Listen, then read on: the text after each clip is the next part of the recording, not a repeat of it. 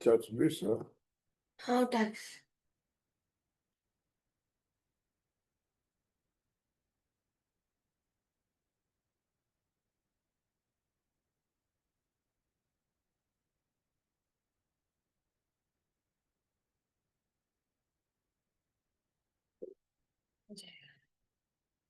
तुम्हारा 2:30 बजे आ जाएगा, समझे ना, खाओ के रेडी रहो। अगले बजे उनकी ना। 2:50, 2:30 बोले थे ना। जाके दोस्तों वहां जाओगे ना, उसी के दोस्त के यहाँ।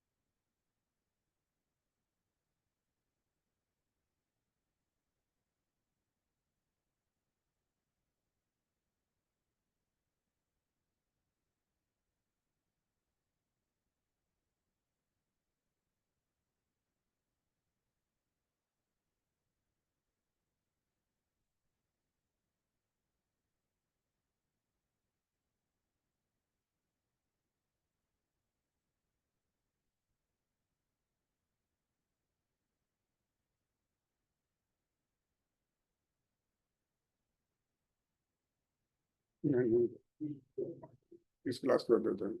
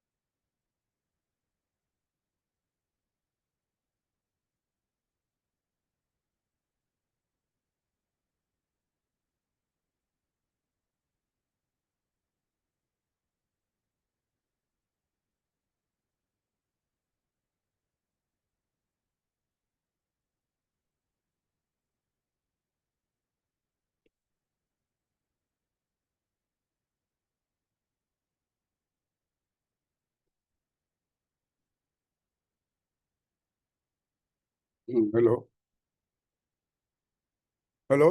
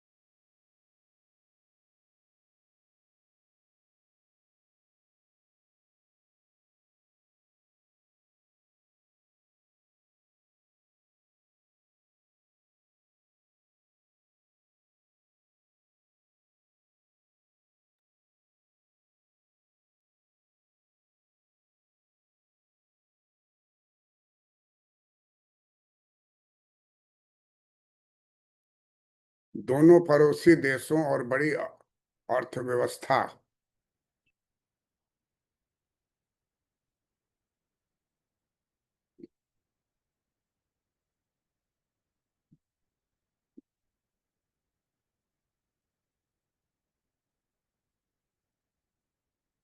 अर्थव्यवस्थाओं।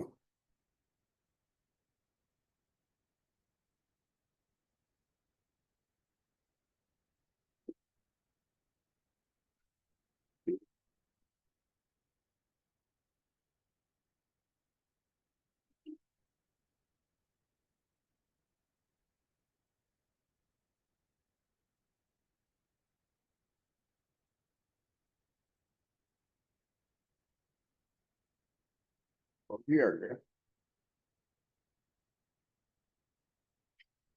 इसको रुमाल में लगा के लाओ और चेहरा पैसे से तो रुमाल एगो है ना, रुमाल तो वहां मेरे टेबल पर रुमाल है। अच्छा तो एक दूसरे को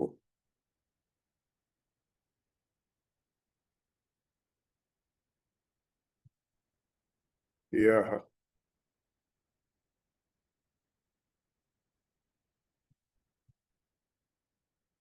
यह मौका देना ही चाहिए।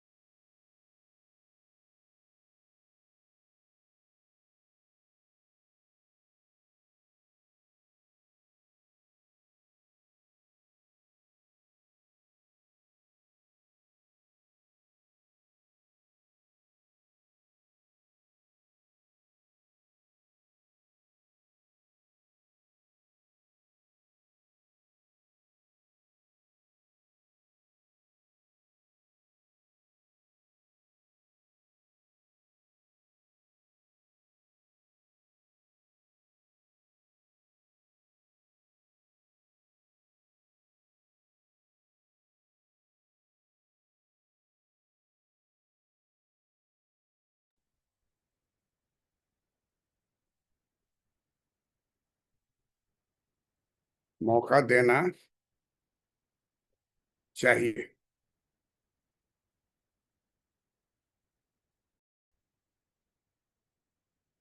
Welcome to Dr. P.C. Verma Economist YouTube Economics class.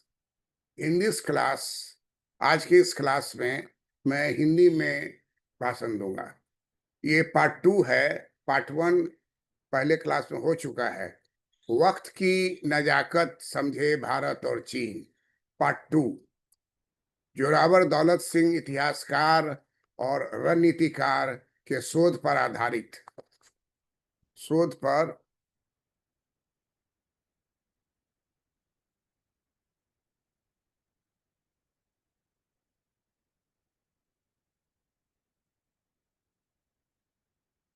पर आधारित तथ्यों का डॉक्टर पीसी वर्मा एमए स्वर्ण पदक प्राप्त पीएचडी एवं पूर्व अध्यक्ष अर्थशास्त्र विभाग पटना कॉलेज पटना विश्वविद्यालय बिहार भारत द्वारा एक सरल विश्लेषण विद्यार्थियों के हित में किया जा रहा है। बहुत सारे विद्यार्थी जो आर्ट्स के पढ़े हुए हैं, साइंस के पढ़े हुए हैं, कॉमर्स के पढ़े हुए हैं, उन सबों की वर्ल्ड जीएस इतना मजबूत नहीं है। कॉलेज में इस तरह का कोई पेपर नहीं है, कोई डिस्कशन नहीं है। इसलिए आज के जमाने में जो भू राजनीतिक परिवर्तन हो रहा है, उसको समझने के लिए पॉलिटिकल साइंस के स्टूडेंट्स बहुत अच्छे से समझते हैं, ज्योग्राफी वाले भी अच्छे तरह समझते हैं और साथ वाले भी समझते हैं। लेकिन विषय तो 32 विषय पटना कॉलेज में 31 विषय है, तो सब फैकल्टी के लोग नहीं समझ पाते हैं। इससे मैं इसे साधारण भाषा में आपको बतला रहा हूँ। वक्त की नजाकत समझे भारत और चीन, पार्ट 1 ऑलरेडी पढ़ाया जा चुका है, ये पार्ट 2 है। दोनों पड़ोसी देशों और बड़ी अर्थव्यवस्थाओं को एक दूजे को यह मौका देना ही चाहिए कि वे अपनी भू राजनीतिक और सामाजिक आर्थिक प्राथमिकताओं को पूरा कर सकें। यदि एक अस्थायी तूफान था जिसकी नियति गुजर जाने की थी, तो अब इस दौर का लाभ उठाना हमारे लिए रणनीतिक रूप से मुफीद है। हालांकि भारत द्वारा अभूतपूर्व आर्थिक, तकनीकी और सैन्य बदलाव किए जा रहे हैं, लेकिन इससे पुरानी विश्व व्यवस्था खुद ब खुद साकार नहीं हो सकती। वास्तव में यह वक्त धीरे पड़ गए प्रयासों को नई गति देने और भू राजनीतिक खतरों से पार पाने का है, ताकि भारत को बढ़ती ताकत को दुनिया देख सके। क्या हम चीन नीति को इस तरह गढ़ सकते हैं कि हमारे लिए कहीं अधिक अनुकूल रणनीतिक माहौल का निर्माण हो सके? इस संबंध में हमें इतिहास से सबक लेना चाहिए। एक दूसरे से होड़ ले रहे देशों ने तमाम संघर्षों के बाद आखिरकार दोस्ती पर ही जोर दिया है। ट्रम्प और मोदी, याद कीजिए, हाउडी मोदी में डोनाल्ड ट्रंप ने हमारे यशस्वी प्रधानमंत्री नरेंद्र भाई मोदी का हाथ पकड़कर पूरे हाउडी मोदी हॉल से घुमाते हुए लगभग हमको लगता है 15 मिनट्स तक ले पूरे हॉल में घुमाया। उसके बाद बाहर आके सी ऑफ किया और बोला कि मोदी मेरा फ्रेंड है, मुझे जाना है। कहीं दूसरे राज्य में थे, वहां से प्लेन से आए थे, तो लगा कि दोनों में दोस्ती कितनी है। लेकिन दोस्ती तो आप देखते ही हैं, धर्मेंद्र और जितेंद्र दोनों की दोस्ती थी और किसी बात पर दोनों में ऐसा हो गया कि मारकाट करने लगा।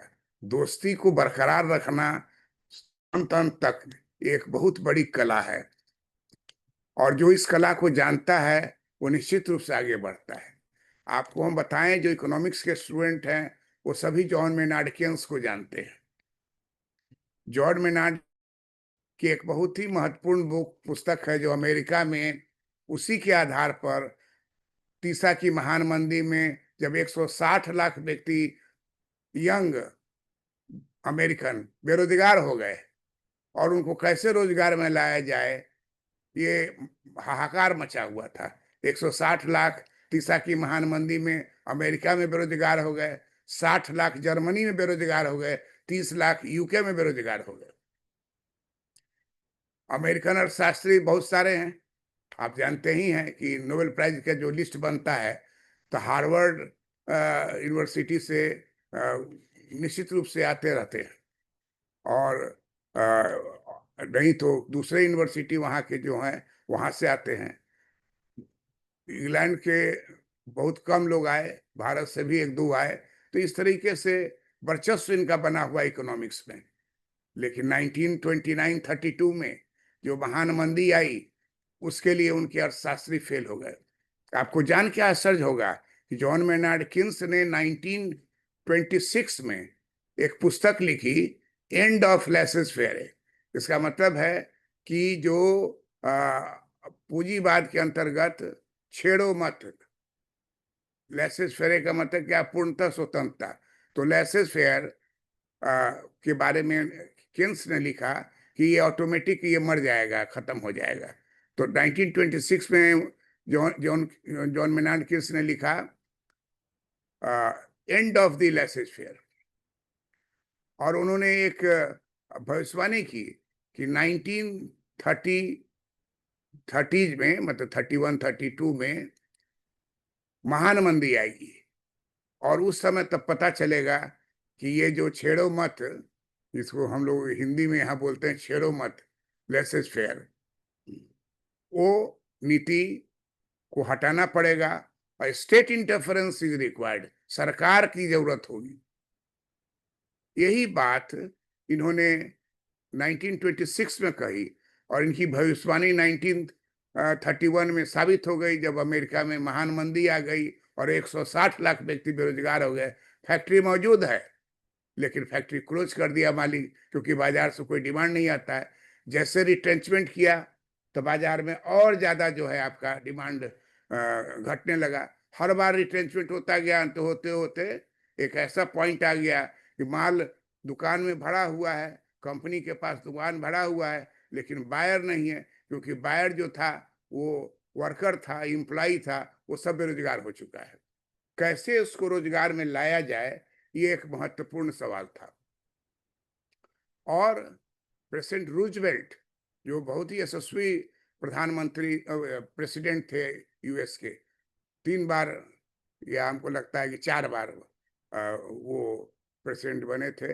क्योंकि हमको याद है कि IMF IBRD का जो गठन हुआ अमेरिका के न्यू हैम्पशायर में ब्रेटन वुड्स कॉन्फ्रेंस के अंतर्गत, तो वहाँ हम लोग पाते हैं कि रूजवेल्ट ही मौजूद थे, और रूजवेल्ट ने उसको संचालित किया था। तो इसलिए रूजवेल्ट ने जॉन मेनार्ड किन्स को बुलाया, और किन्स ने कहा कि आप किस तरह से रोजगार देना चाहते हैं, किस तरह से रोजगार देना चाहते हैं।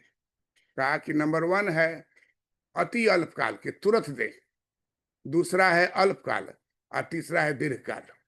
किन्स कहते हैं कि दीर्घकाल का मतलब लॉन्ग टर्म, तो in the long run we will be dead. ये उनका एक कथन है कि दीर्घकाल में हम सभी मर जाएंगे। इससे कोई भी काम शॉर्ट रन में होना चाहिए, ये केन्स का अपना सिद्धांत था। और इसी चीज को प्रेसिडेंट रूजवेल्ट ने स्वीकार किया। कहा कि दीर्घकाल छोड़िए, हमको अल्पकाल में रोजगार चाहिए। कहा कि अल्पकाल में रोजगार आपको बताएंगे, लेकिन अगर आप चाहते हैं अति अल्पकाल, अति अल्पकाल मतलब तुरंत रोजगार हो जाए, तो उसका उपाय उन्होंने क्या बतलाया, आप देखिएगा। जॉन मेनार्ड किन्स की किताब जो है the general theory of employment, interest and money, उस किताब में खोल कर देखिएगा, लगभग लास्ट से थोड़ा पहले पेज में लिखा हुआ है, digging holes in gold mines, digging holes in gold mines. आप जानते हैं कि अमेरिका में सोना का खान अचानक बहुत ज्यादा आने लगा, और कहाँ आया, नेवेडा, कोलोरेडो, कैलिफोर्निया के पास, अरिजोना के पास, डकोटा के पास बहुत सारा सोना का खान उस समय पता चला, और सोना के खान से सोना निकाला जा रहा था। बहुत सारा सोना वहां निकला। बहुत तो ऐसे ऐसे केस है कि जो अपना जमीन बेच के चला गया कि कुछ नहीं कमाई हो रहा है, और जो जमीन का टुकड़ा लिया उसको खोदवाया तो सोना। विभिन्न जगहों से, विभिन्न देशों से लोग वहां आकर के जमीन खरीदते थे और खोदते थे। ये बात जो है वो history of American economic development की किताब में आपको मिलेगा, फॉकनर की किताब है, तो उसमें लिखा हुआ है। तो केन्स ने कहा कि अगर आप चाहते हैं कि तुरंत आपका 160 लाख आदमी रोजगार में आ जाए, तो आप क्या कीजिए कि जितना भी सोना का खान आपका है उसको खुलवाइए और वहां सबको एम्प्लॉयमेंट दे दीजिए, और वो जाएगा अंदर, 8 घंटा काम करेगा, लौट के बाहर आएगा, हाथ में डॉलर लेगा, बाहर बाजार में आएगा। फिर जब बाजार में डॉलर आएगा और वो एम्प्लॉयड हो गया तुरंत, वहां कोई बीपीएससी की यूपीएससी की तरह नहीं है कि हम एग्जामिनेशन लेंगे, रिटेन लेंगे, भाइवा लेंगे, पीटी लेंगे, पीटी लेंगे, रिटेन लेंगे, भाइवा लेंगे, तब जाके आपको सिलेक्शन करेगा। वहां फोन पर भी आपसे बात करेगा। अब फोन पर बात करने से आपसे जो पूछेगा आप जवाब दीजिएगा, तो समझ जाएगा कि हमारे लिए यूजफुल है कि नहीं है। अभी भी वही हाल है। अभी भी जितने भी आईआईटीएन है, खाली फोन पर बात किया कंपनी से और सिलेक्ट हो गया। मैं इस बात को इसलिए कह रहा हूँ कि मेरा लड़का भी उसी तरह से सिलेक्ट होकर गया हुआ है और वो काम कर रहा है, 64 कंट्रीज में काम किया है। तो इसलिए कहा जाता है कि अमेरिका में खान बहुत सारा था। केन्स ने कहा कि तुरंत जिसको नौकरी चाहिए वहां भेजिए, ज्वाइन करेगा। और वहां का आप जानते ही हैं, जैसे यहाँ हम लोग कोई मजदूर को काम कराते हैं तो दिन भर काम कराने पर, अभी भी हमारे यहाँ काम चल रहा है, तो 700 रुपया पर डे लेता है। वहां क्या है, $20 प्रति घंटा। नॉर्थ अमेरिका का हम भ्रमण किए हुए हैं। और वहां कोई स्टूडेंट को अगर काम करने का मिल गया 3 घंटा, तो 3 घंटा मतलब क्या होगा, 20 × 3, और $20 1 घंटा का आपको मिलेगा। कोई स्टूडेंट है वो अप्लाई करता है कि आई कैनॉट अफोर्ड, तो उसको परमिशन मिल गया 1 घंटा का, तो किसी भी होटल में कहीं भी वो किसी शॉप में 1 घंटा काम करेगा, अब बस 1 घंटा का उसको $20 देगा, चला जाएगा। आप सोच भी नहीं सकते $20 का मतलब क्या हो गया। $1 जो है 80-90 के बीच में झूल रहा है, कभी 87-85। सोचिए $1। भारत यही है। 1947 में भारत का $1 बराबर $1 था। $1 बराबर $1 था 1947 में। और 1970 में जब हम स्टूडेंट ग्रेजुएशन के थे, उस समय $10 बराबर $1 था, और आज जो है 80+ है $1 का। अभी तो कुछ समय से इधर बढ़ भी रहा है। उसका कंडीशन, अमेरिका का डॉलर टूट रहा है और भारत का रुपये अच्छा हो रहा है। तो ये शॉर्ट पीरियड है, लेकिन स्थिति वो नहीं है जो 1947 में था, $1 बराबर $1। 1970 में हम स्टूडेंट थे ग्रेजुएशन के, उस समय था $1, $10 बराबर $1। और आज जो है आपको 85 या 87 रुपया बराबर $1 है। तो हमारे कहने का कि केन्स के बात को एक्सेप्ट किया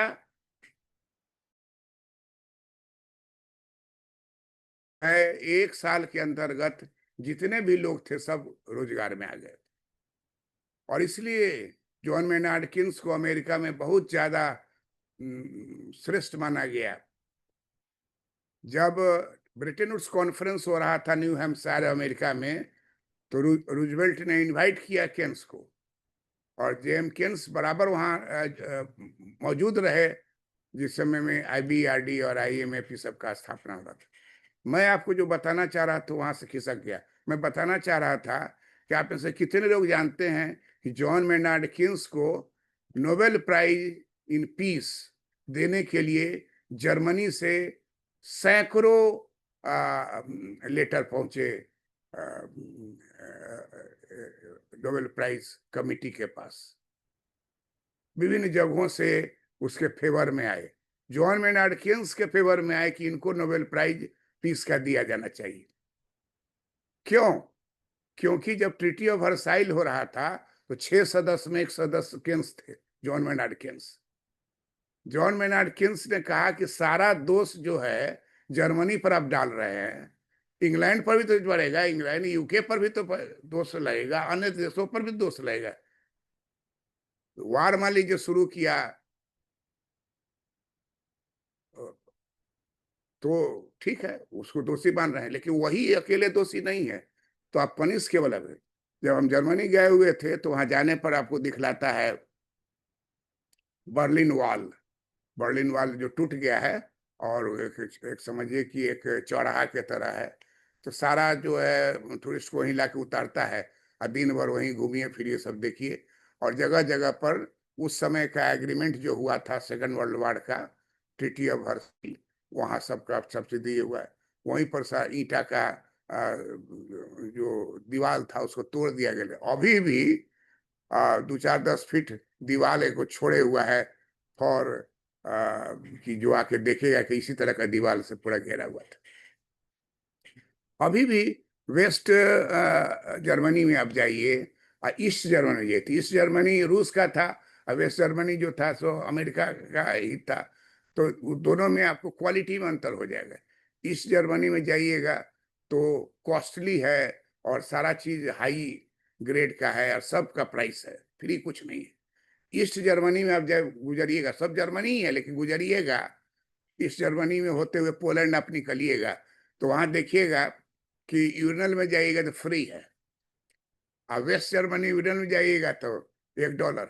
अब $1 जो है हम लोग के लिए बहुत महत्वपूर्ण है। जब डॉलर कम रहता है पास में, तो हम एक ट्रिप में लेके गए हुए थे चाणक्य नेशनल लॉ यूनिवर्सिटी में, हम गेस्ट फैकल्टी थे, लॉ इकोनॉमिक्स पढ़ाते थे।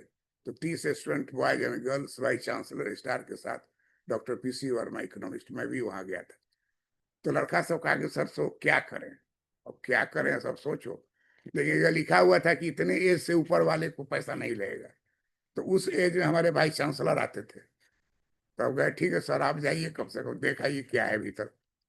तो कहा जाता है कि केन्स को, जॉन मेनार्ड केन्स को नोबेल प्राइज फॉर पीस के लिए बहुत सारे रिकमेंडेशन आए हैं। बहुत सारे जर्मन एक्सपर्ट्स, जर्मन जो बिजनेसमैन है, जर्मन ऑफिसर्स हैं, सब चिट्ठी भेजते गए कि इनको दिया जाए। क्योंकि जॉन मेनार्ड केन्स ने ट्रीटी ऑफ वर्साइल का जो एग्रीमेंट हो रहा था, उस एग्रीमेंट में इन्होंने नोट लिखा कि ये एकदम सरासर गलत है, कि 100% दोष जो है जर्मनी पर डालिए और अपने ऊपर 1% भी नहीं डालिए, यूके पर नहीं डालिए, अमेरिका पर नहीं डालिए, ये सही नहीं है। इसलिए मैं इस कमिटी को रिजाइन करता हूं। और उन्होंने ट्रीटी ऑफ वर्साइल ये कमिटी में इसी नोट को लिख के रिजाइन कर दिया कि हमको नहीं रहना आपका मेंबर, आप जर्मनी के साथ उचित नहीं कर रहे हैं। ठीक है, किसी का प्रॉब्लम होगा, जो किया उस पर आप कीजिए, एक्शन लीजिए, लेकिन 100% किसी के ऊपर डाल दीजिएगा, कहिएगा कि यही देश सब कुछ है। इस बात को जर्मन कभी भूले नहीं। और इसलिए जर्मन से सारे लोग जॉन मेनार्ड केन्स को नोबेल प्राइज फॉर पीस देने के लिए रिक्वेस्ट किया। हालांकि मिला नहीं, दूसरे किसी को दिया गया। लेकिन ये बात दर्शाता है कि अगर आप ट्रुथ बोलते हैं तो कोई ना कोई आपको सहायता करेगा, कोई ना कोई उसको एक्सेप्ट करेगा ये चीज को। तो यही बात आप देखिए कि इंग्लैंड के रहने वाले जॉन मेनार्ड कहाँ के थे, इंग्लैंड के थे। जॉन मेनार्ड केन्स को अल्फ्रेड मार्शल ने लेक्चरर के पोस्ट पर रखा। इकोनॉमिक्स उनका नहीं था, मैथमेटिक्स था। फिर उन्होंने एमए इन इकोनॉमिक्स किया और तब जाके वहाँ लेक्चरर बने कैम्ब्रिज में।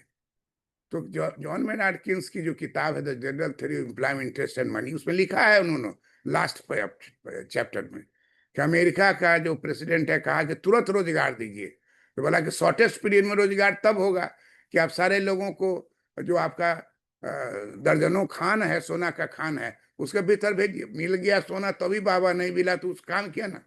क्योंकि काम करके पैसा लेगा। अमेरिकन को आप भीख दीजिएगा तो नहीं लेगा वो, या डोल दीजिएगा तो नहीं लेगा। कहा कि सबको जॉब दीजिए और उसका पेमेंट कीजिए। 1 घंटा का उस समय का जो रेट होगा, अभी का तो रेट $20 पर आवर है, उसको दीजिए। ऐसा करने से तुरंत जो है रोजगार जो है सबको मिल गया, और उसके बाद बाजार में जितना भी प्रोडक्ट मौजूद था वो बिकना शुरू हो गया क्योंकि पैसा आ गया। 1 साल होते होते सब 1,60,000 लोगों को पुनः अपने जॉब पर वापस आ गए कि उनको उनका सारा का सारा सामान बाजार में बिक गया। वो सरकार जो digging hole in the gold mines के फॉर्मूला को रखा।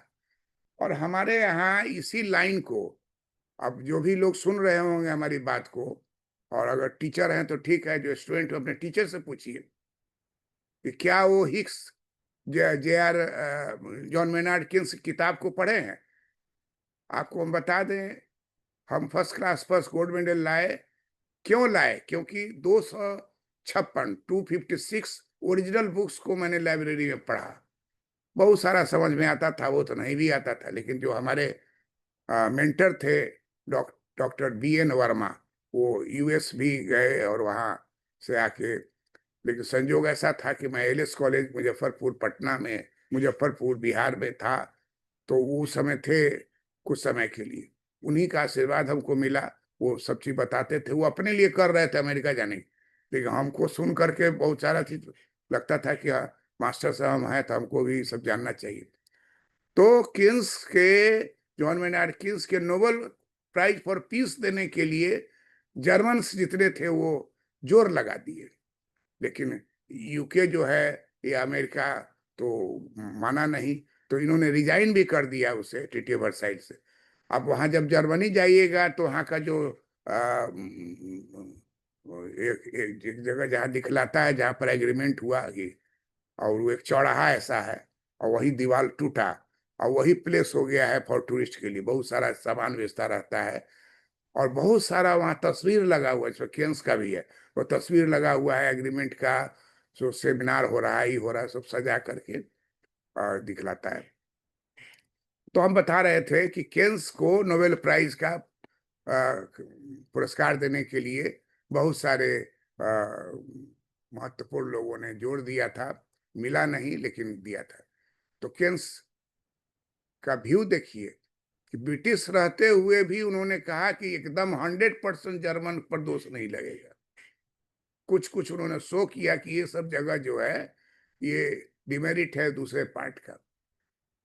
तो कहा जाता है कि होता है, अगर आप दो देशों में, तो हम लोग क्या देख रहे हैं कि हम लोगों का जो चीन से संबंध है वो बीच में गड़बड़ा गया, जो भी कारण हो, और जो गलवान का हुआ उससे और भी हो गया।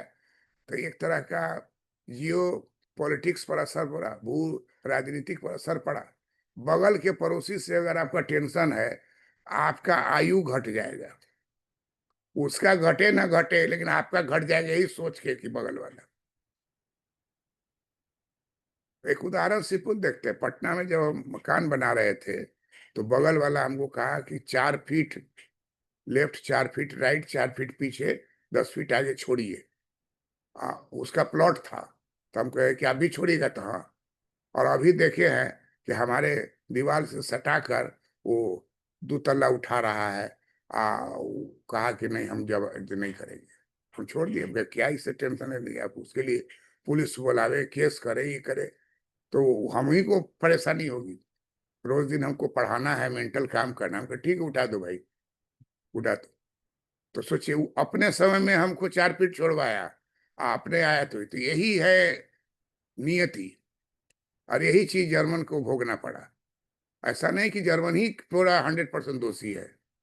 आप उस समय के जो हिस्टोरियन है उनसे पूछ के देखिए, बहुत सारा इवेंट्स ऐसा है जो कि साबित करेगा कि उधर से भी टेंशन देने का काम किया गया।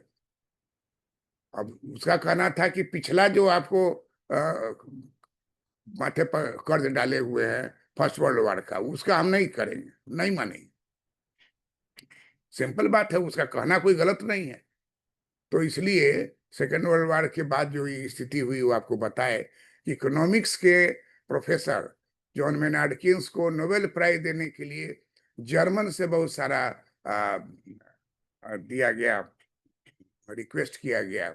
जैसे अभी कैसे चल रहा है कि ट्रम्प, डोनाल्ड ट्रम्प जो है नोबेल प्राइज लेने के लिए सब जगह छोटे छोटे देशों में जा करके और दो जो झगड़ा कर रहा था वो दोनों का दोस्ती करा दिया। और वही हाल यहाँ पाकिस्तान और भारत के संदर्भ में बोल दिए वो कि हमने कराया है, जबकि वो कराए नहीं। हम लोग का मिशन उसे लड़ना नहीं है। जो हम लोग का मिशन, हमारे प्राइम मिनिस्टर पार्लियामेंट में कहते हैं हमारा मिशन था उसके वो सब ठिकाने को उड़ा देना, जो जिससे कि परेशानी हो रही। सिविलियन पर हमको नहीं करना है। और शुक्र मने उधर से 1,000 हमारे सारे दिल्ली और पटना बिहार सब जगह पर 1,000 एक बार छोड़ा था, लेकिन उसको नष्ट कर दिया गया। ये सब बात सोचिए कितना भारत कहाँ से कहाँ पहुंच गया हुआ है। जिसको समझ में नहीं आता है तो वो 10 तरह की बात बोलता है। हम लोग तो आई एम ऑफ 75 ईयर्स, हमारा जो है अक्टूबर में 75 होगा। मोदी जी का सितंबर में 75 हुआ है। एक ही महीना हम उनसे छोटे हैं। जैसे वो मेहनत अपने काम का करते हम करते हैं, 6 घंटा रोज पढ़ाते हैं, जबकि हम रिटायरमेंट हुआ 2016 में। तो एक भीतर से ललक होना चाहिए कुछ न कुछ कंट्रीब्यूट करने का, जिससे कि दूसरे को फायदा हो, दूसरा समझ सके। तो कहता है कि दोनों पड़ोसी देशों को और बड़ी अर्थव्यवस्था को एक दूजे को यह मौका देना चाहिए, देना ही चाहिए कि वे अपने भू राजनीतिक और सामाजिक आर्थिक प्राथमिकताओं को पूरा कर सके।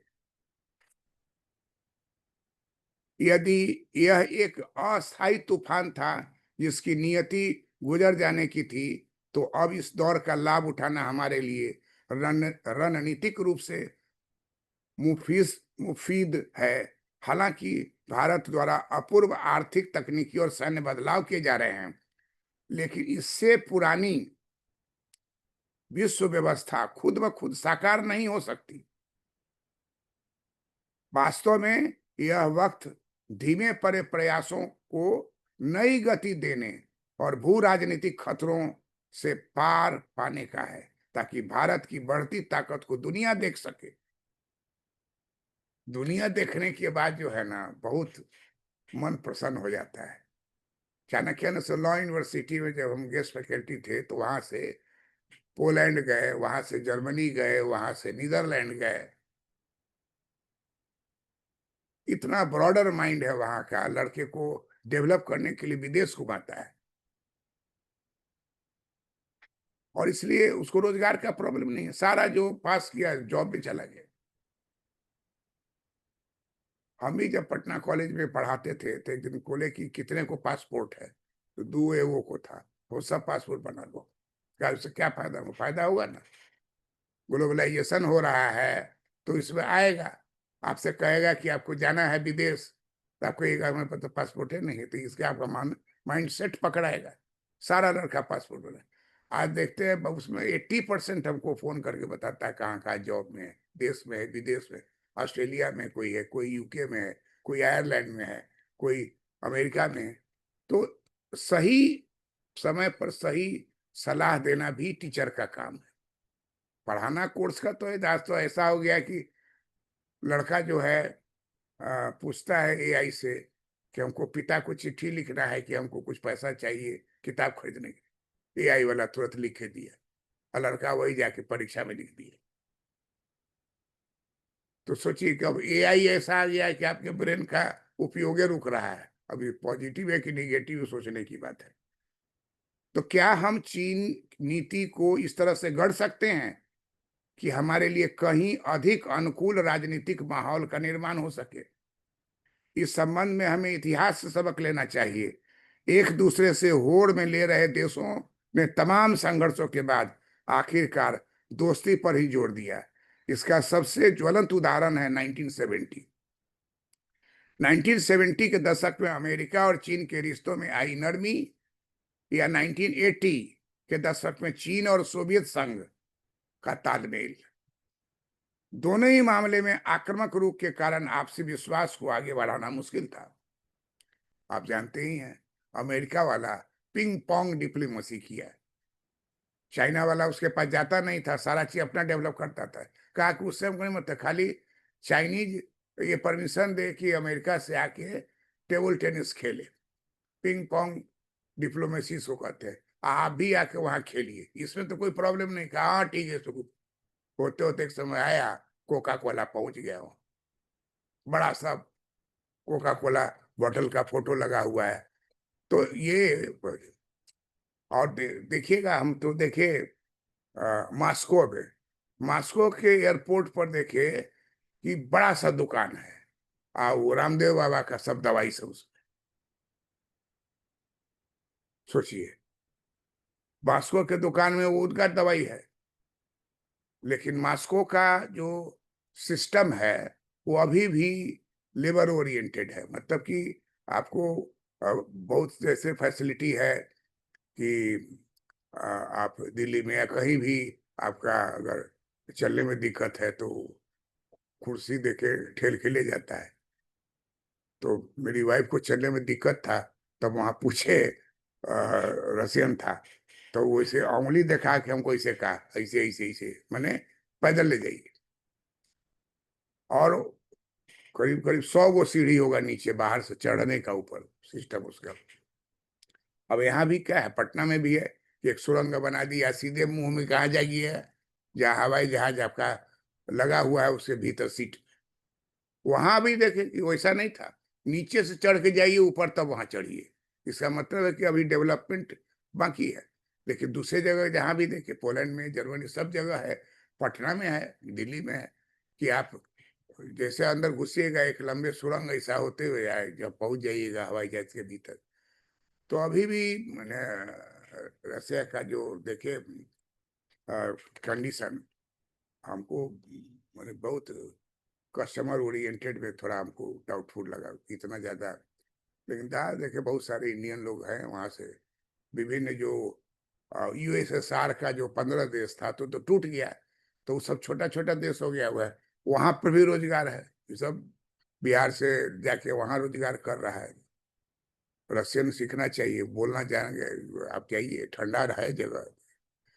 तो कहता है 1980 के दशक में चीन और सोवियत संघ का तालमेल के बारे में आप जान रहे हैं कि दोनों में तालमेल हुआ। फिर दोनों ही मामलों में आक्रामक रूप के कारण आपसी विश्वास को आगे बढ़ाना मुश्किल हो गया था।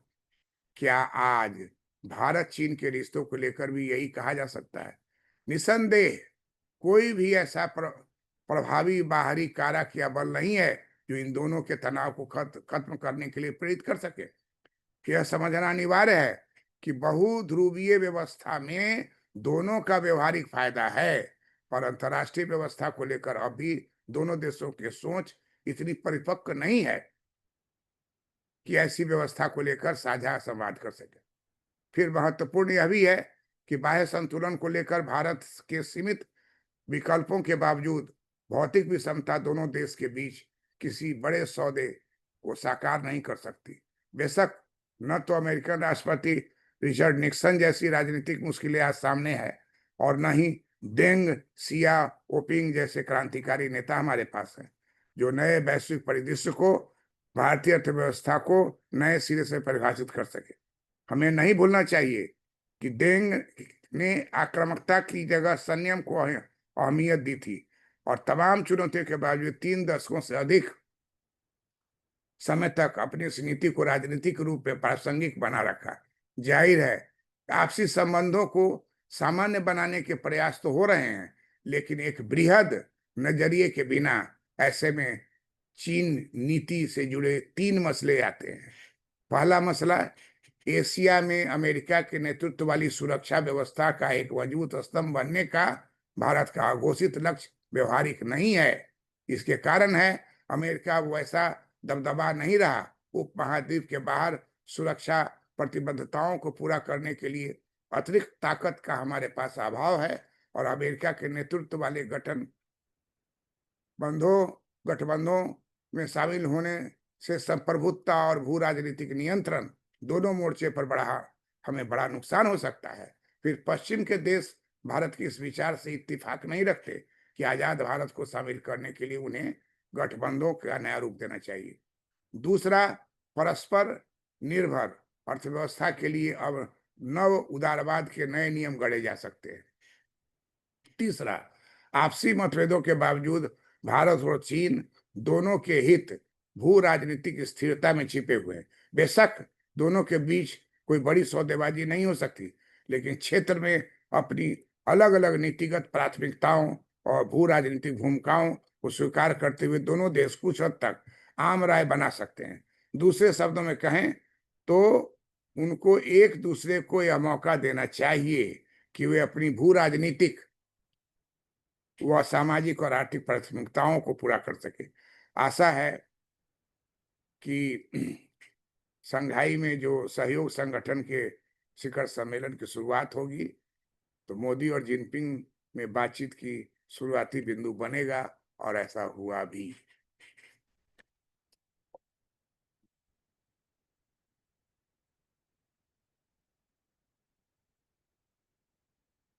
यह मौका देना ही चाहिए।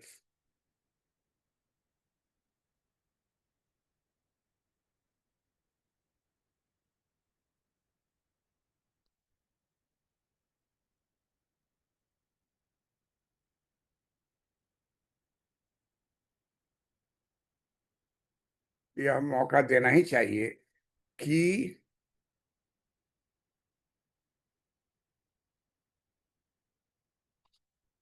वे अपनी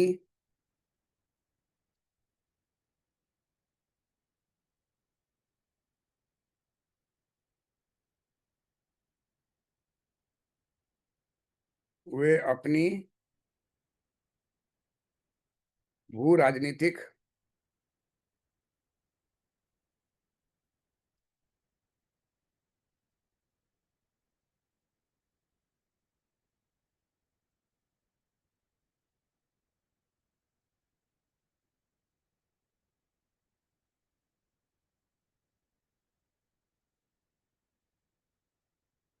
भू राजनीतिक और सामाजिक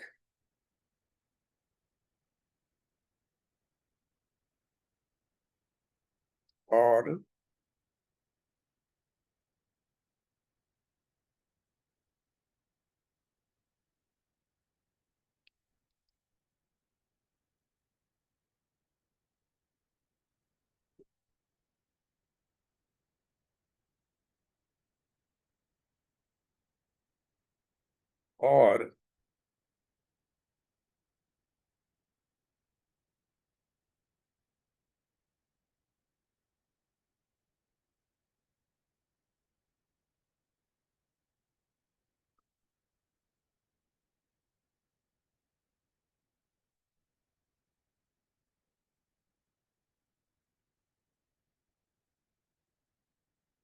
और सामाजिक आर्थिक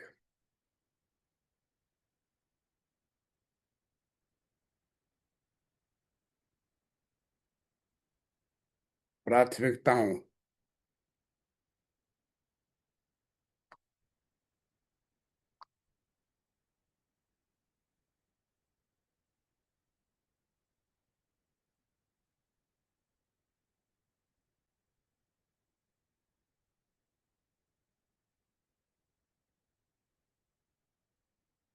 प्राथमिकताओं को पूरा कर सकें।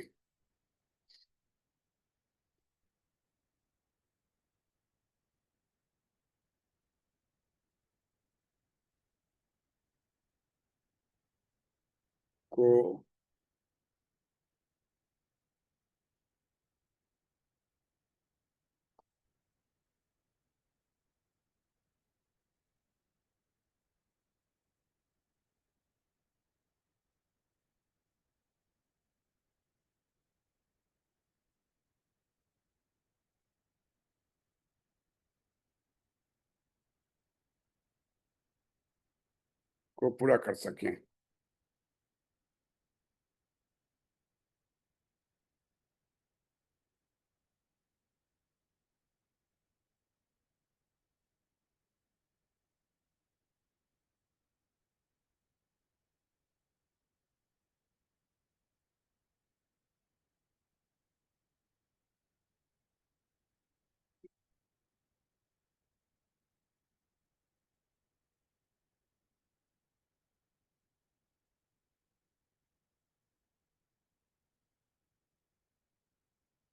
यदि यह एक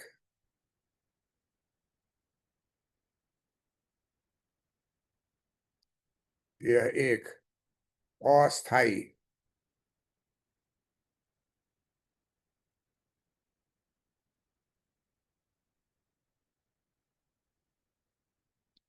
तूफान था।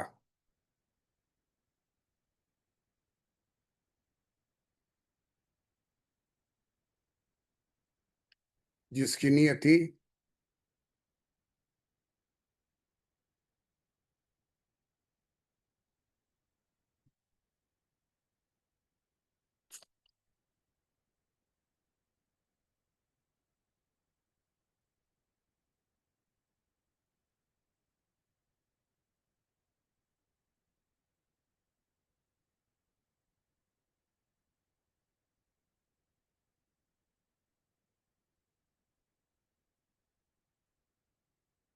जिसकी नियति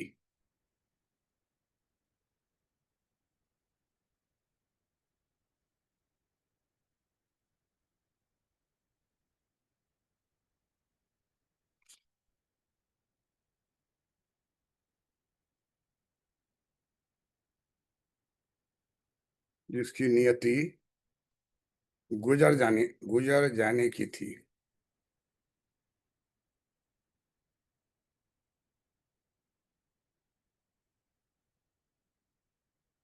गुजर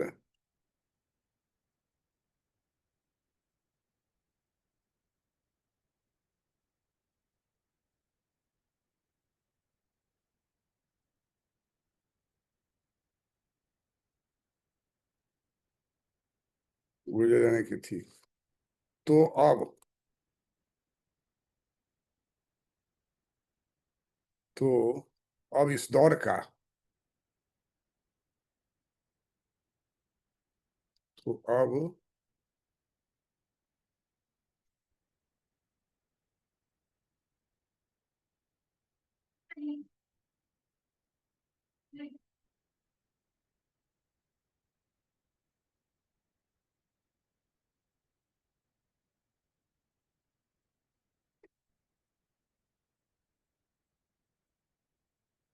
तब इस अब इस दौर का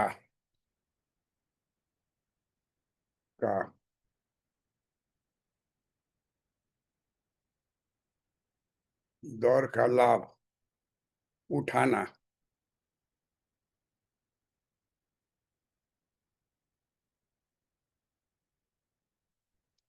उठाना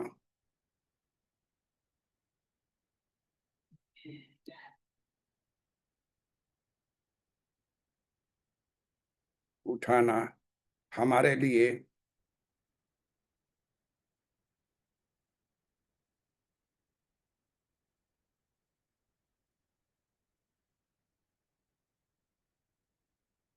हमारे लिए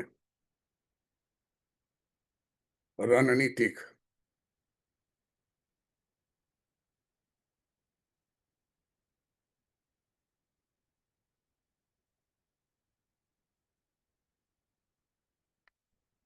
रणनीतिक रूप से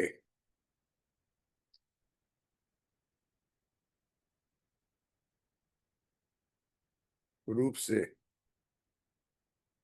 मुफीद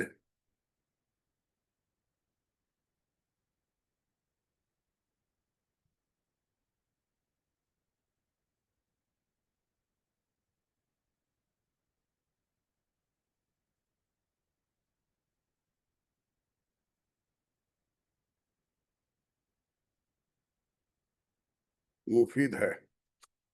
हालांकि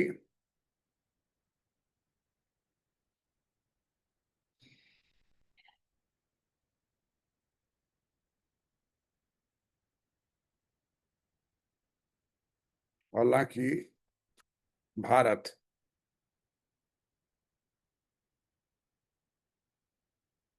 हालांकि भारत द्वारा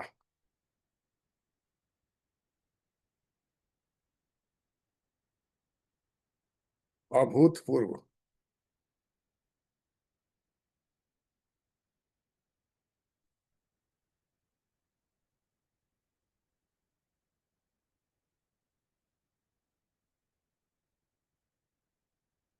अभूतपूर्व आर्थिक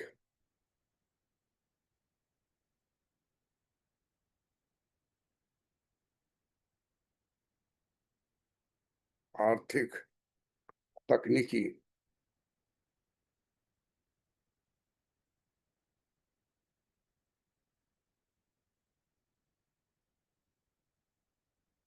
आर्थिक तकनीकी और सैन्य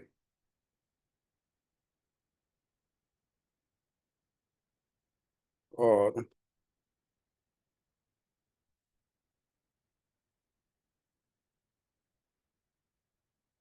सैन्य बदलाव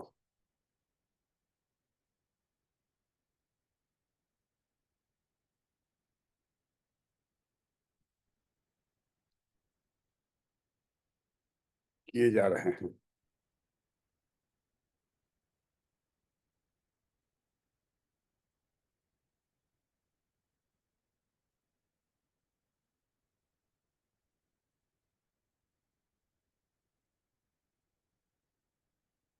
किए जा रहे हैं, लेकिन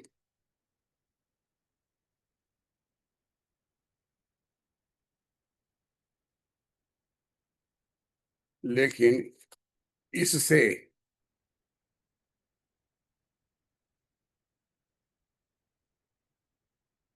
पुरानी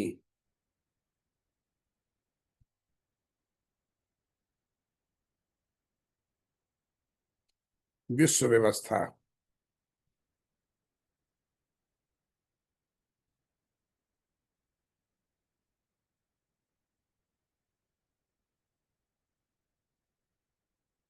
पुरानी विश्व व्यवस्था खुद ब खुद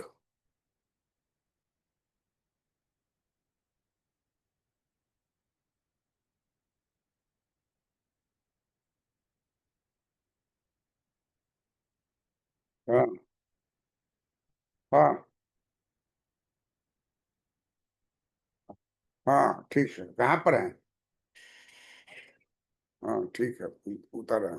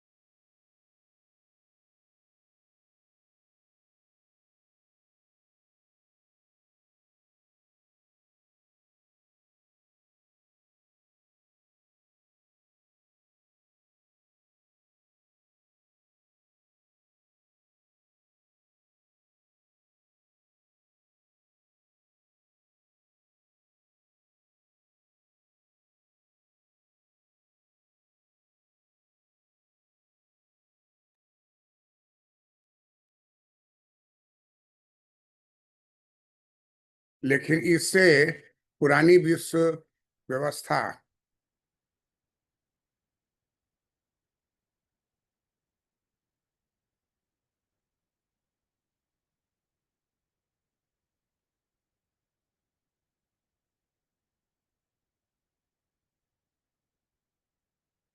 लेकिन इससे पुरानी विश्व व्यवस्था खुद ब खुद खुद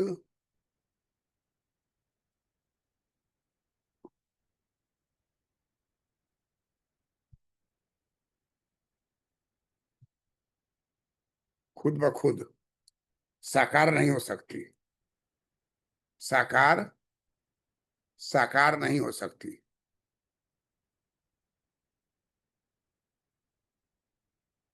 साकार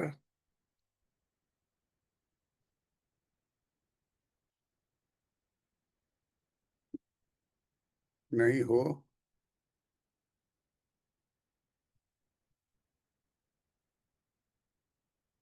नहीं हो सकती। वास्तव में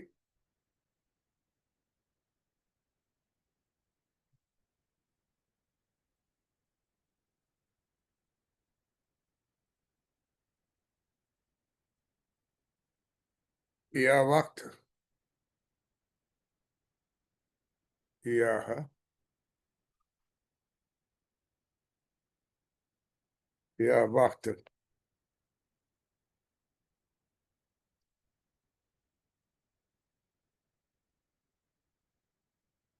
यह वक्त धीमे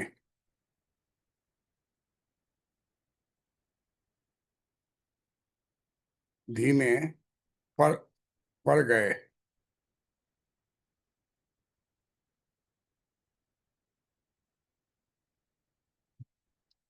पड़ गए प्रयासों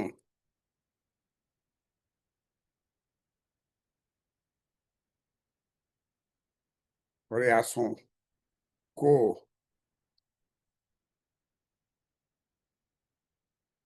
नई गति नई गति देने नई गति देने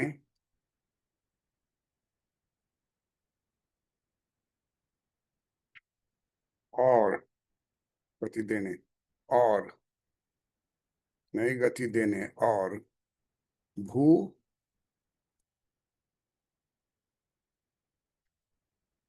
राजनीतिक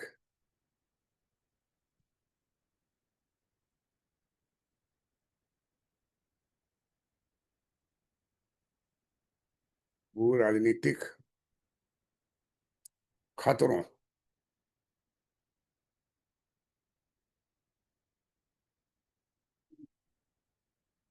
से पार से पार पाने का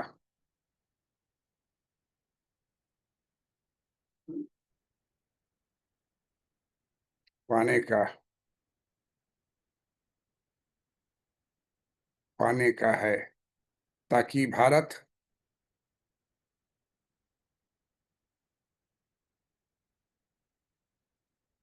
ताकि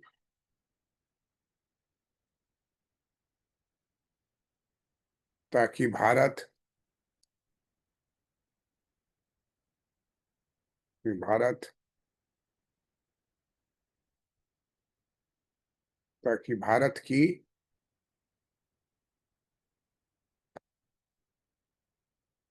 बढ़ती ताकत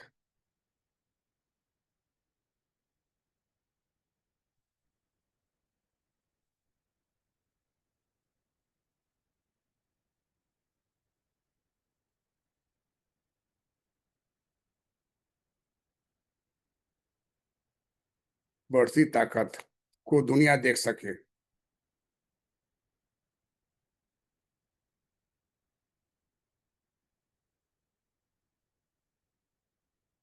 दुनिया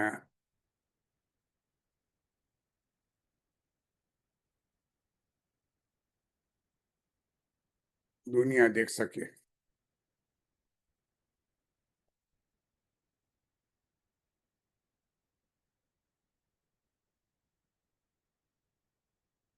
क्या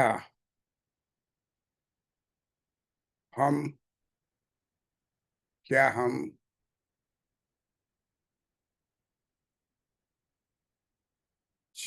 क्या हम चीन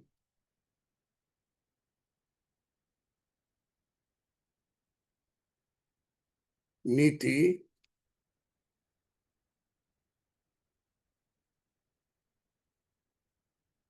को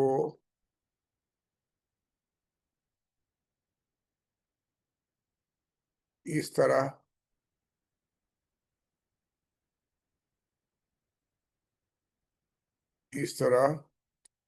गढ़ सकते हैं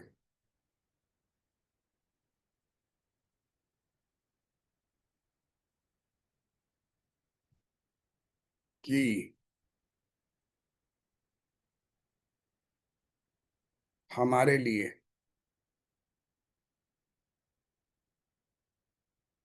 हमारे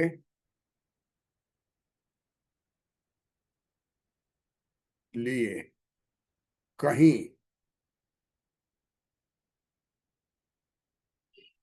कहीं अधिक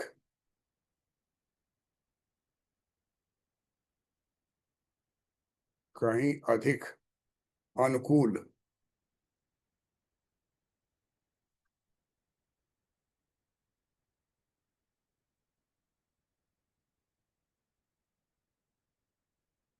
कहीं अधिक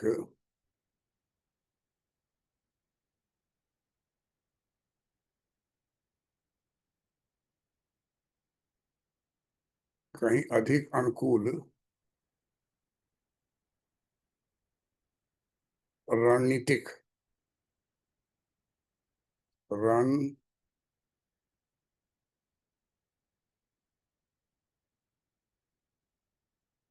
रणनीतिक माहौल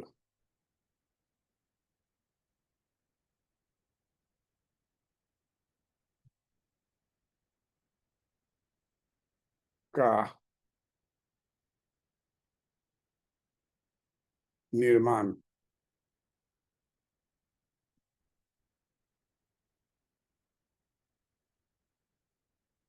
निर्माण हो सके।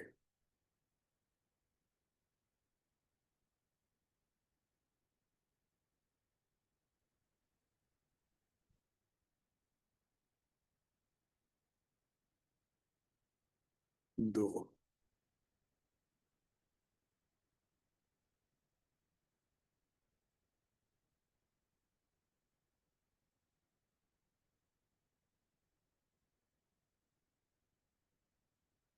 इस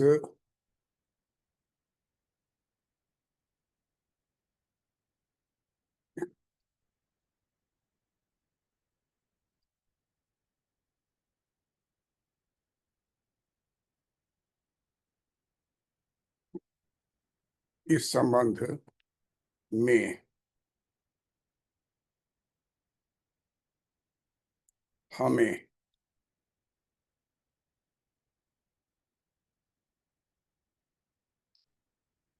इतिहास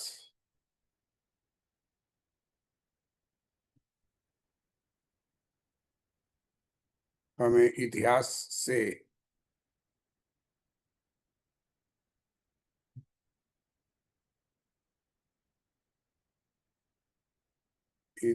से सबक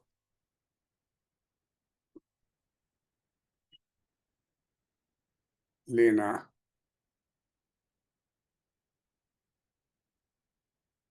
चाहिए।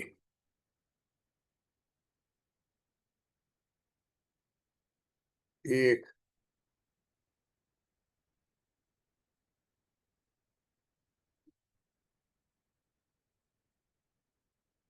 एक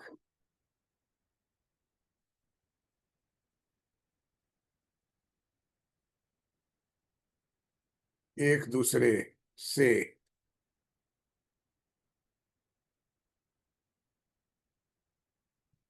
एक दूसरे से होड़ एक दूसरे से होड़ ले रहे और ले रहे देशों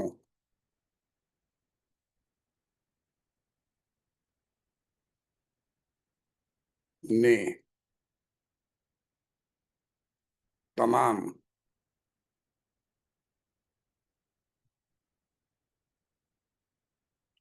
संघर्षों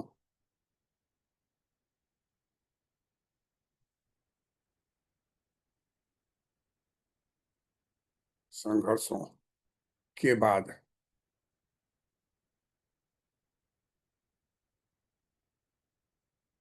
संघर्षों के बाद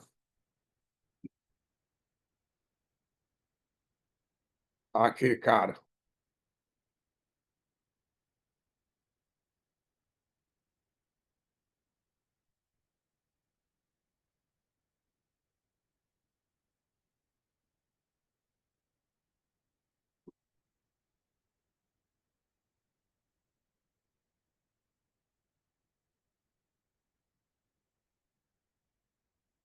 आखिरकार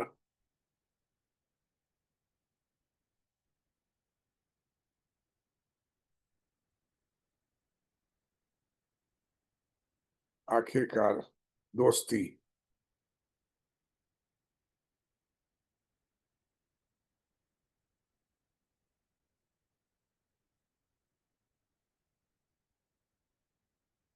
दोस्ती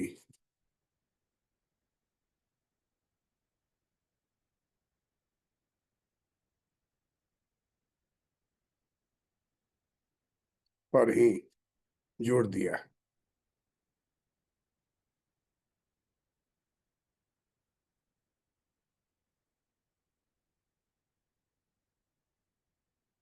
इसका सबसे ज्वलंत उदाहरण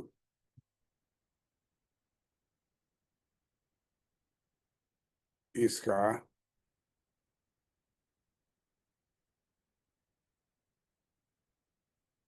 सबसे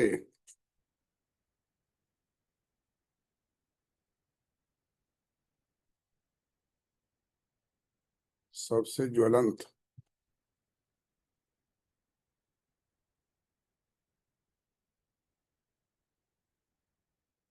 सबसे ज्वलंत उदाहरण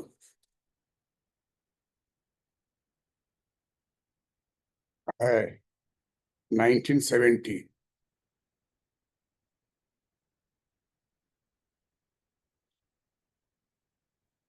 1970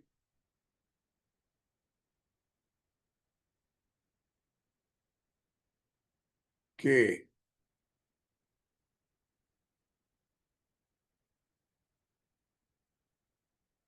दशक में अमेरिका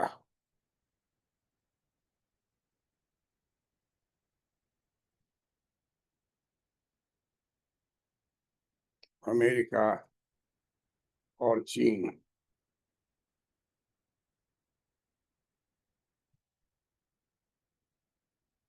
और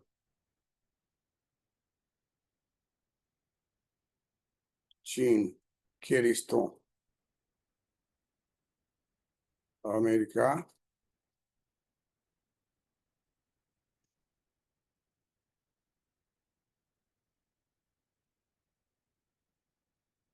में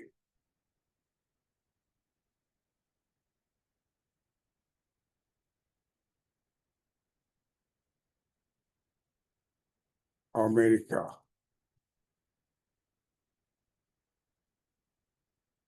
और चीन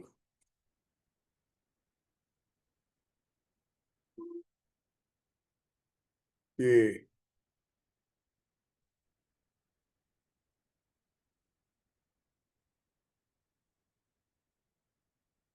रिश्तों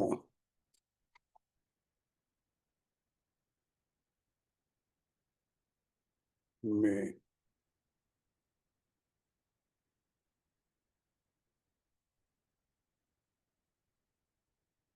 रिश्तों में आई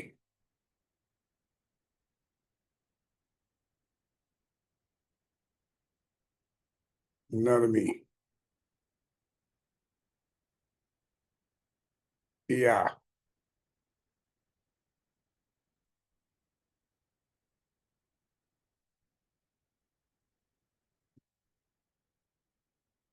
या किस बात? आधा घंटा बाद ठीक बोल देते हैं। तुम कितना पैसे देंगे? अब देना दे। हैं? देखिए कितना देगा। क्या खरीदना है? आइसक्रीम। हो जाएगा। हाँ हो जाएगा। आया है कि नहीं बाहर? आज तो निकल रहे वैसे तो। आ गए हैं। हाँ चलिए। हम निकल रहे हैं। हम्म।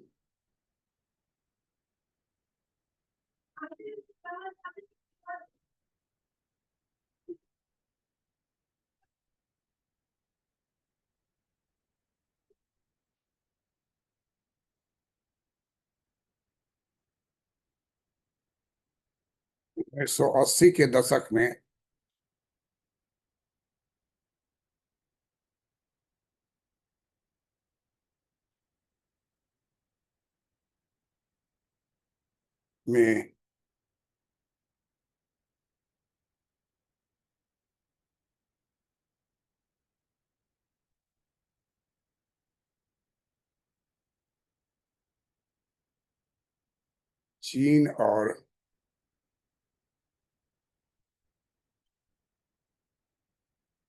चीन और सोवियत संघ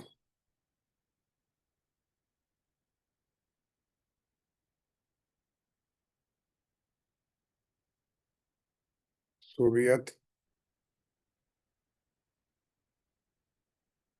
संघ का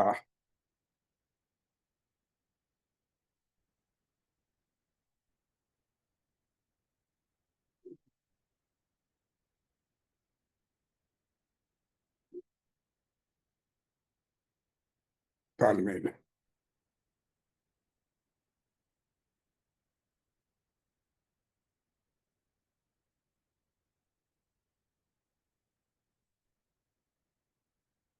दोनों ही मामलों में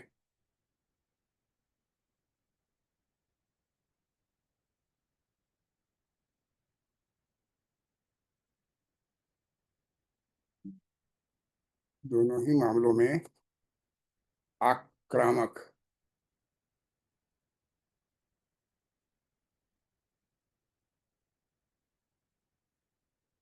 आक्रामक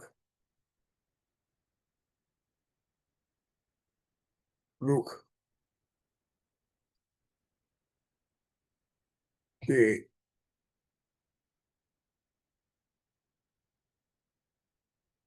कारण आपसी विश्वास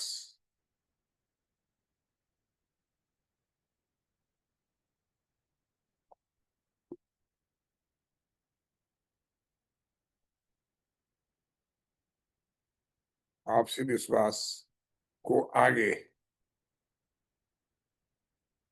को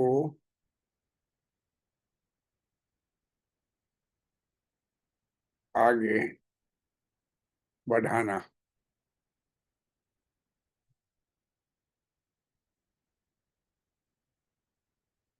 आगे बढ़ाना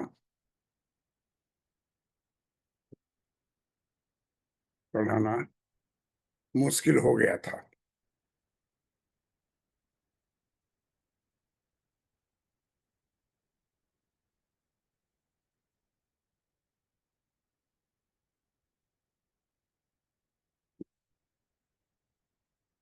मुसी मुश्किल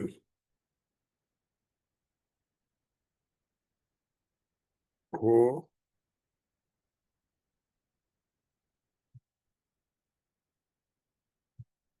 हो गया था।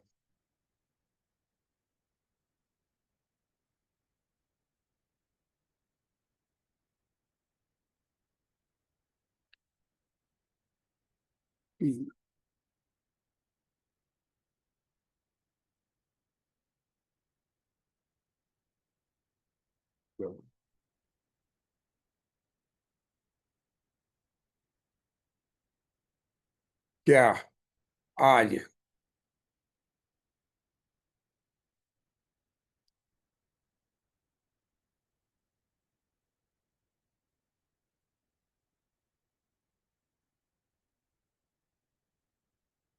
भारत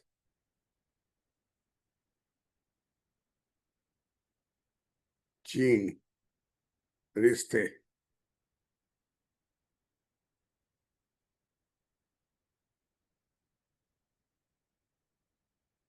भारत चीन रिश्ते को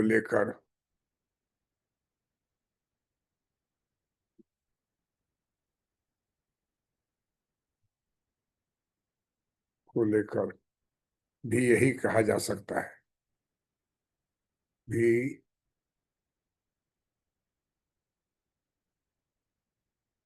यही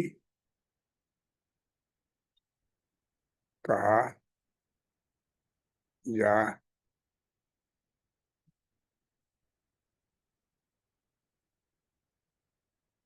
जा सकता है। निसंदेह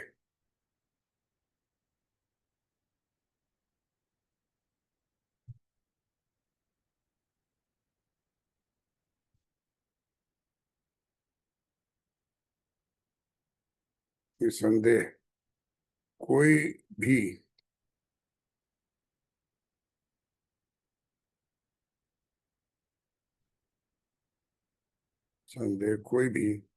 ऐसा प्रभावी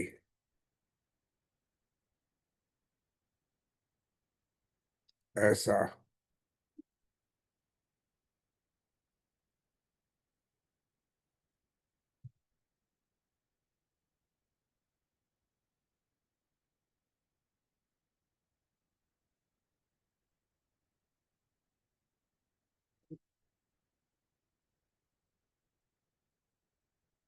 ऐसा प्रभावी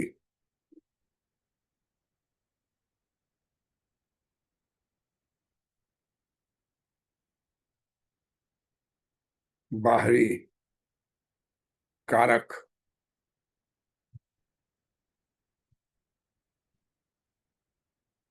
या बल नहीं है।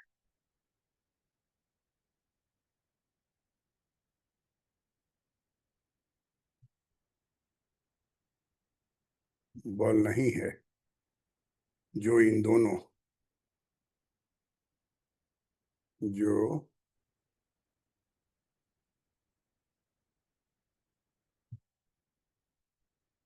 इन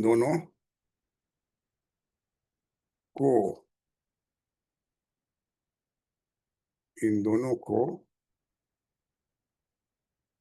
तनाव खत्म तनाव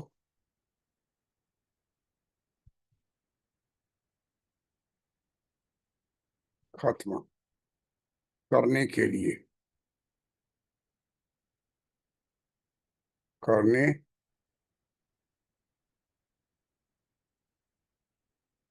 के लिए प्रेरित कर सके।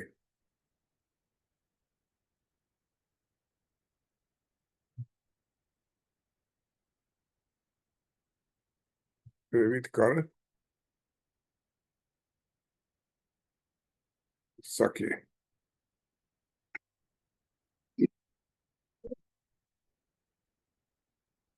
यह समझना अनिवार्य है।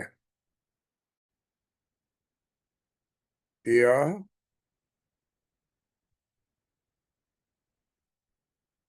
समझना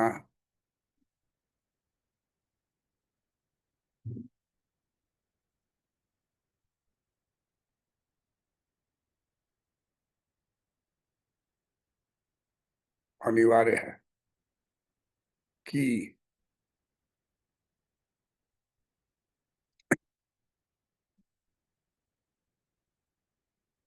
बहु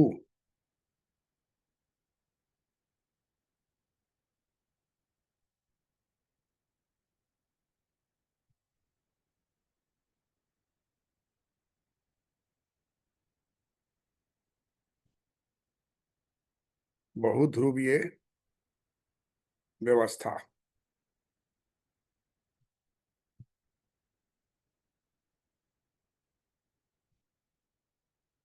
बहुध्रुवीय व्यवस्था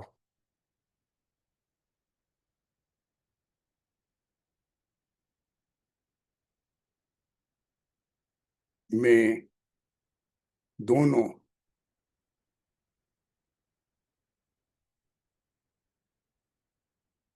दोनों का व्यवहारिक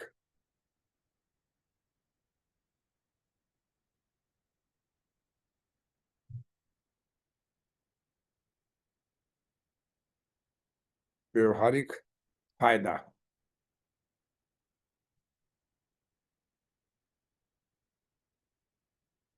है, पर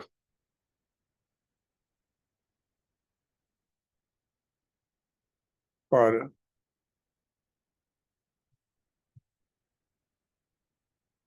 अंतर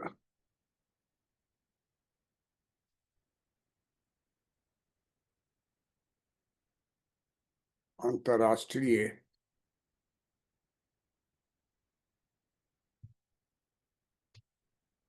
अंतर्राष्ट्रीय व्यवस्था को लेकर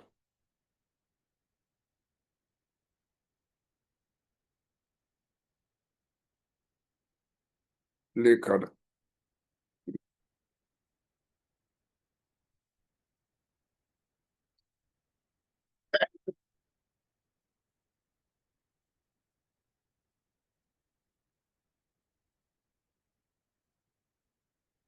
अब भी दोनों देशों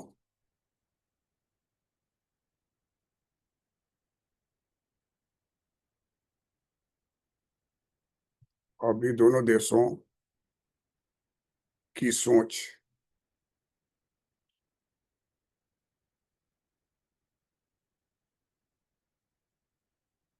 इतनी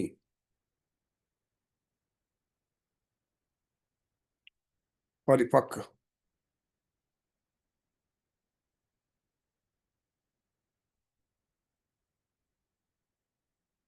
नहीं है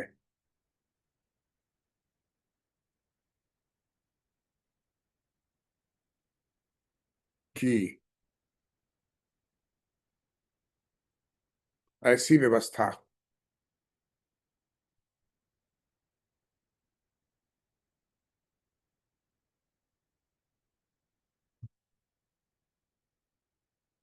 ऐसी व्यवस्था को लेकर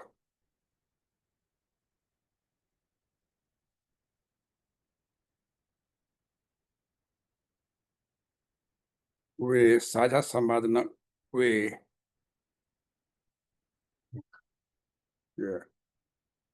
वे साझा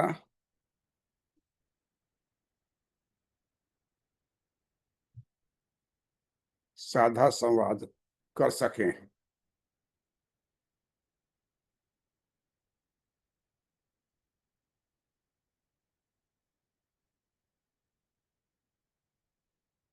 फिर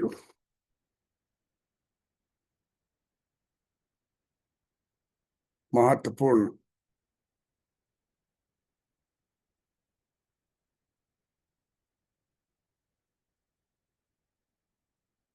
फिर महत्वपूर्ण यह भी है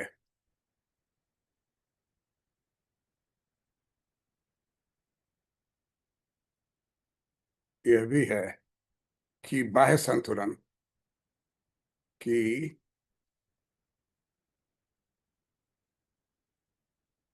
बाह्य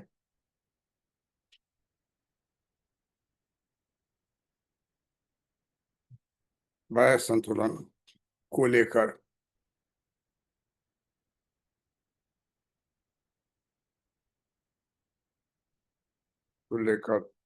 भारत के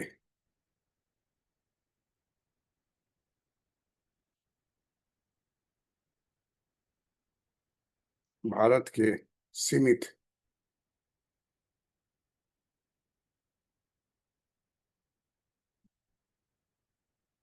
भारत के सीमित विकल्पों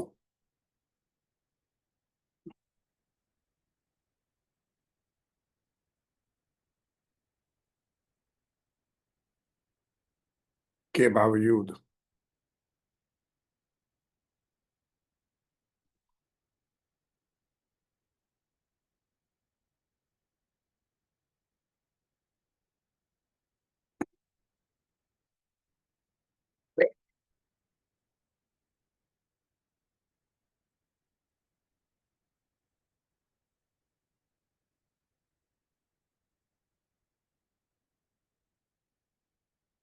के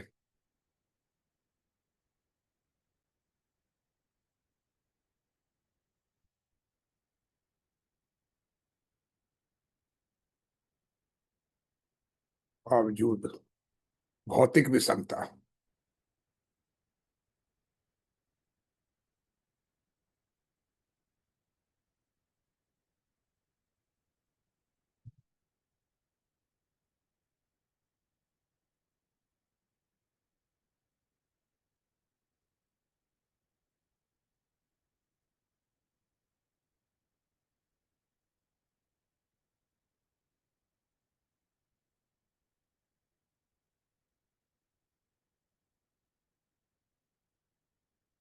दोनों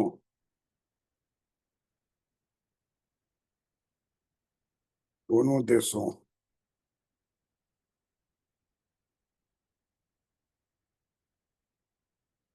के बीच किसी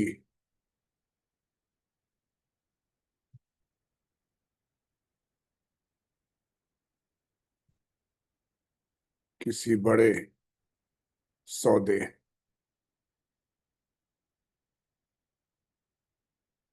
बड़े सौदे को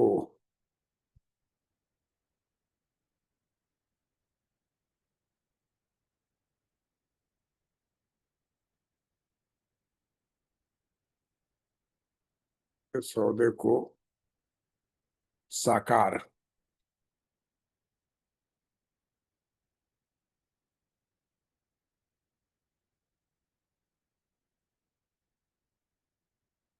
नहीं कर सकती।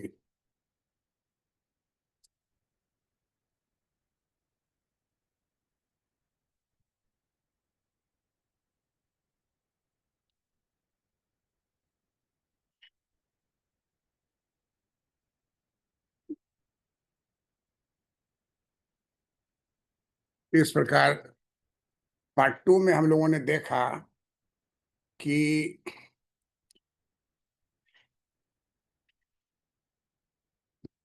आज का जो दौर है वो लाभ उठाना हमारे लिए रणनीतिक रूप में मुफीद है। हालांकि भारत द्वारा अभूतपूर्व आर्थिक, तकनीकी और सैन्य बदलाव किए जा रहे हैं, लेकिन इससे पुरानी विश्व व्यवस्था खुद ब खुद साकार नहीं हो सकती। वास्तव में यह वक्त धीमे पड़ गए प्रयासों को नई गति देने और भू राजनीतिक खतरों से पार पाने का है, ताकि भारत की बढ़ती ताकत को देख सके। क्या हम चीन नीति को इस तरह गढ़ सकते हैं कि हमारे लिए कहीं अधिक अनुकूल रणनीतिक माहौल का निर्माण हो सके? इस संबंध में हमें इतिहास से सबक लेना चाहिए।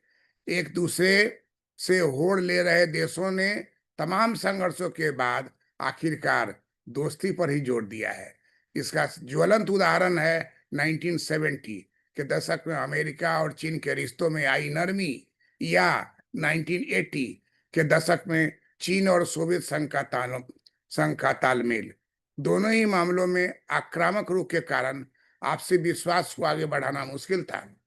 क्या आज भारत चीन रिश्ते को लेकर भी यही कहा जा सकता है? निसंदेह कोई भी ऐसा प्रभावी बाहरी कारक या बल नहीं है जो इन दोनों को तनाव खत्म करने के लिए प्रेरित कर सके। यह समझना अनिवार्य है कि बहुध्रुवीय व्यवस्था में दोनों का व्यवहारिक फायदा है, पर अंतर्राष्ट्रीय व्यवस्था को लेकर अब भी दोनों देशों के बीच की सोच इतनी परिपक्व नहीं है कि ऐसी व्यवस्था को लेकर वे साझा संवाद कर सकें। फिर महत्वपूर्ण यह भी है कि बाह्य संतुलन को लेकर भारत के सीमित विकल्पों के बावजूद भौतिक विषमता दोनों देश के बीच किसी बड़े सौदे को आकार नहीं दे सकती। इसलिए हम लोगों को इस पर विचार करना है कि भारत और चीन के रिश्ते में कैसे सुधार लाया जा सके। ये पार्ट 2 आज अभी खत्म करते हैं। इसका नेक्स्ट क्लास में हम लोग फिर से पढ़ेंगे वक्त की नजाकत समझे भारत और चीन part 3। Waiting for part 3 of this Indian and Chinese relationship. हम लोग आज भारत और चीन के बीच जो संबंध बनाने की बात कर रहे हैं, इस संदर्भ में वक्त की नजाकत समझे भारत और चीन का पार्ट 3 नेक्स्ट क्लास में होगा। Thank you for watching this video. Like कीजिए, शेयर कीजिए, सब्सक्राइब कीजिए। मैं डॉक्टर पीसी वर्मा, इकोनॉमिस्ट, 1973 से 2025 तक लगातार इकोनॉमिक्स पढ़ा रहा हूं। और इस इकोनॉमिक्स में Indian economy and world economy के विभिन्न तथ्यों को इसलिए उजागर करना चाह रहा हूं कि मेरे जो विद्यार्थी इस चैनल के हैं, उनका व्यक्तित्व अंतर्राष्ट्रीय स्तर पर स्थापित हो जाए, किसी भी बात को समझाने का उनमें कौशल का विकास हो, उनके भीतर एक तरह का संप्रभुता, एक तरह का एक आधिपत्य के तरह से फीलिंग हो कि हम भू राजनीतिक तत्वों पर बोल सकते हैं। इसलिए मैं इन सब बातों को आपके सामने रख रहा हूं। नेक्स्ट क्लास वक्त की नजाकत समझे भारत और चीन का पार्ट 3 में पढ़ाऊंगा। Thank you for watching this video. Like कीजिए, शेयर कीजिए, लाइक जरूर कीजिए भाई। गाना, डांस, नाच, शॉर्ट्स पर इतना लाइक्स रहता है, और पढ़ाई के चीज में पढ़ लिए हो गया, छोड़ दिया। अरे पढ़ लिए हो गया तो एक लाइक दीजिए। इससे हमको कोई, इससे कोई प्लस माइनस नहीं होना है, क्योंकि आप जानते हैं कि मैं अगले महीने में 75 इयर्स का हो जाऊंगा। तो आप जो सोच रहे हैं या सोचेंगे, ये सारी बात हमारे आंख के सामने रहता है। इसलिए आपको मैंने बतलाया कि जॉन मेनार्ड किन्स को नोबेल प्राइज पीस में देने के लिए जर्मनी के बहुत सारे स्कॉलर, बहुत सारे लोगों ने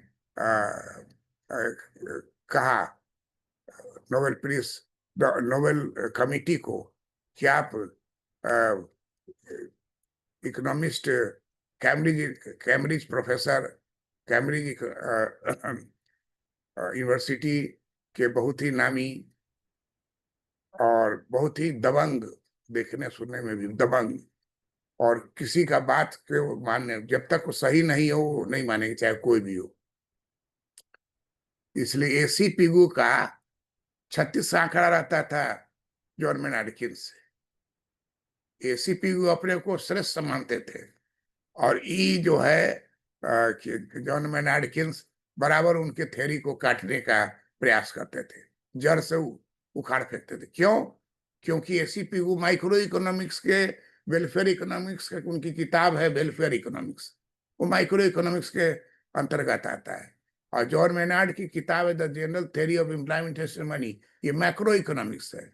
John Maynard Keynes macro economics के फादर माने जाते हैं, अल्फ्रेड मार्शल माइक्रो इकोनॉमिक्स के फादर माने जाते हैं, एसी पिगू वेलफेयर इकोनॉमिक्स के फादर माने जाते हैं, और सबके फादर है एडम स्मिथ, जो अर्थशास्त्र के फादर है। Thank you for watching the video.